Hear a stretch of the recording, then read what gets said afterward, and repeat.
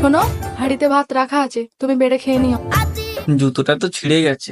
Oh Allah the Almighty, এই জায়গায় তো জুতো হবে না। guide me. উফ, এক গ্লাস পানি দাও না। এই নাও পানি। রান্নাটাও তো করেনি।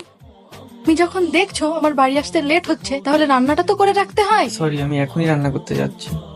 শোনো না, আমি তো 1 বছর ধরে কিছুই কিনিনি, আমার জুতোটা ছিঁড়ে গেছে, আমার একটা জুতো কিনে দাও না। তোমার তো একটুও লজ্জা নেই। একে তো বইয়ের টাকায় খাও, আবার ফরমান শোনাচ্ছ জুতো ছিঁড়ে গেছে। এই নাও 20 টাকা, জুতোটা সেলাই করে পরবা। আবার দাঁড়িয়ে আছো কেন? যাও রান্না করতে। যখন আমার ব্যবসা ঠিক ছিল তখন তোমাকে কত জায়গায় না ঘুরতে নিয়ে গিয়েছি, প্রয়োজনীয় অপ্রয়োজনীয় কত কি না কিনে দিয়েছি। কথায় আছে না, যখন স্বামী ইনকাম করে সে তার বউকে রানীর মতো করে রাখতে চায়, আর যখন বউ ইনকাম করে তখন সে ভাবে তার তো আর স্বামীর প্রয়োজনই নেই।